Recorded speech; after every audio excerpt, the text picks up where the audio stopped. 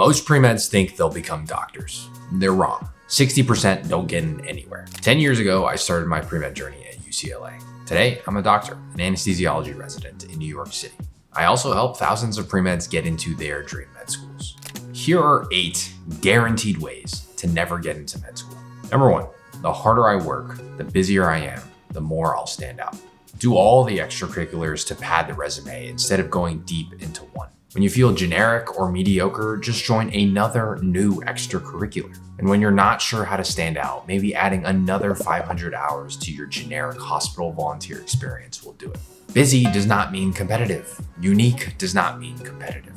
Competitive is competitive.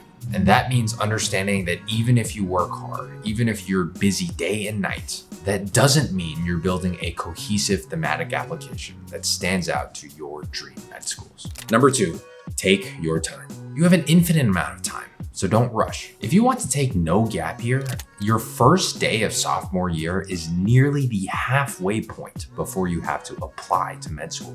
That's insane to say because hell, you just finished your freshman year. This time next year, you'll be preparing your application. You don't have as much time as you'd really like to have. Another 15 minutes of IG Reels won't change your life. But 15 more minutes going the extra mile for your PI just might. Number 3, don't settle. You deserve perfection. That research activity you're going to commit to, you need to be certain it'll help you stand out. And why spend 5 extra hours on the weekend drafting shadowing emails that might not work? If no one can guarantee that gets you shadowing, it's not worth it. If you need certainty, if you wait for perfection, you'll never make it onto the other side. The best premeds show up, even if the outcome is uncertain. The premed who can tolerate the most uncertainty, who can act despite the doubt, will be the one who eventually wins. And if you're applying to med school in the coming year or two, no one will guarantee an acceptance. No premed has a perfect application, but our premed catalyst students who submit their applications on time have a 92% acceptance rate. That's more than double the national average, and it's pretty damn close to 100%. Number 4, avoid hard things. It's really uncomfortable to do difficult things, so when you hit the wall, stop.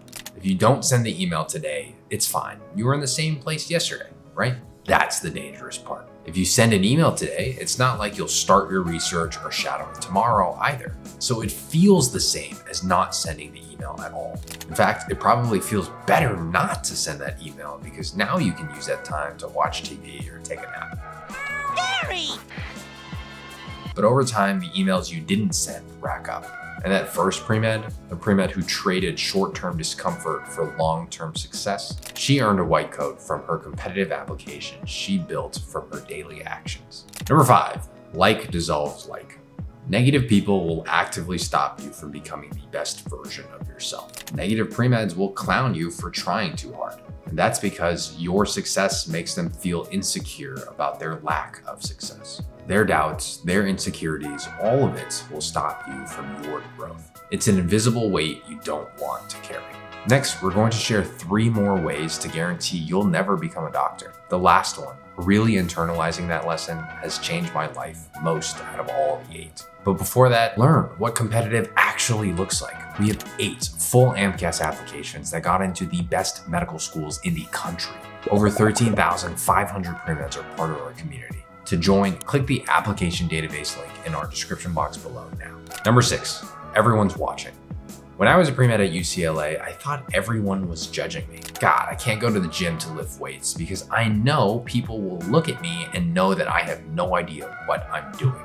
Or damn, I was rejected to the student stroke team 7 times, and one of my friends is on the staff. I know behind the scenes, they're all laughing at me. As I grew older, I learned the truth that no one really thought about me. They're too busy thinking about themselves. So go do the damn thing. Number 7, wait. Be idle, sit and scroll, think for longer. Compare yourself to others. Take more time to think of the perfect plan. Instead, take action. The answer is found in the actions you take. Number 8, you're right. Complain, especially about things outside of your control. Sandra's parents are doctors. She has a head start and you have no chance. You didn't have the perfect PI mentor, so you will never be able to independently do your own research. Stop complaining. If it is in your control, do something about it or decide not to. If it is not in your control, don't waste energy thinking about it. Now that you know the 8 ways to guarantee you'll never get into med school, you'll want to know the 10 things I wish I knew when I started my pre-med journey 10 years ago. That video is here. Thanks for watching. Goodbye.